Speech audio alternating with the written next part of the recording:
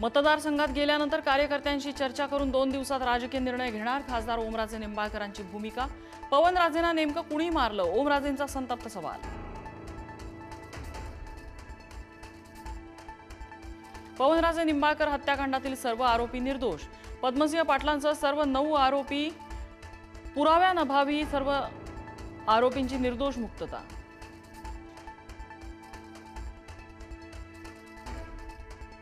वडिलांच्या हत्याकांडाच्या निकालावरती ओमराजे निंबाळकरांची निराशा, निकालावर हायकोर्टात जाऊन दाद मागणार खासदार ओमराजे निंबाळकरांची प्रतिक्रिया।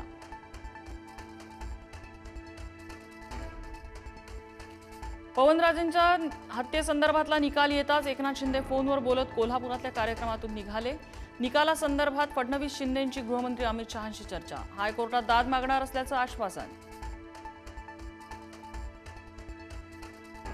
आधी शिवसेनेचे 2 गट होते, शिंदेंचं नाव घेताना गट म्हणावं लागायचं, पण आता एकच शिवसेना, गृहमंत्री अमित शहांनी उद्धव ठाकरेंना डिवचलं। 6 बंडखोर खासदारांच्या मतदारसंघात उद्धव ठाकरेंचा दौरा, खासदार फुटीनंतर उद्धव ठाकरेंचा पहिला दौरा। उद्या ईशान्य मुंबई लोकसभा मतदारसंघात ठाकरे दौरा करणार। देशात आणि राज्यात सत्ता भाजपाची, मग खासदार शिंदेंकडे का जात आहे? खासदार फुटीवरून राज ठाकरेंचा सवाल, यामागे शहांची खेळी तर नाही ना, शंका उपस्थित। उद्या होणाऱ्या नीट फेरपरीक्षेच्या पार्श्वभूमीवर राज्यात नीट परीक्षा केंद्रावर कडेकोट सुरक्षा व्यवस्था, सीसीटीव्हीच्या माध्यमातून परीक्षा केंद्रांवर नजर।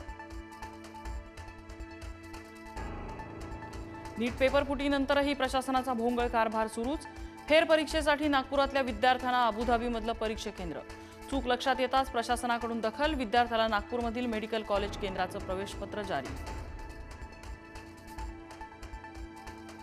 परभणीच्या मानवतमध्ये हनुमान मंदिराचा सभामंडप कोसळला, 5 जणांचा मृत्यू, ढिगाऱ्याखाली अडकलेल्यांना बाहेर काढल्याची माहिती। सभामंडप कोसळण्याचं कारण अद्याप अस्पष्ट।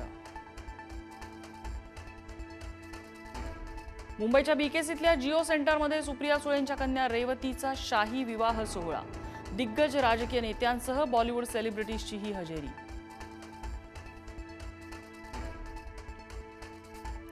इराणकडून होर्मुझची सामुद्रधुनी पुन्हा बंद, इस्रायलने लेबनॉनवर हल्ला केल्यामुळे इराणचा निर्णय।